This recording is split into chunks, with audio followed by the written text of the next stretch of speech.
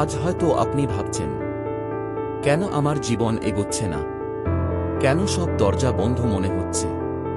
কিন্তু শুনুন, ঈশ্বর বলছেন, আমি তোমাকে ভুলে যাইনি।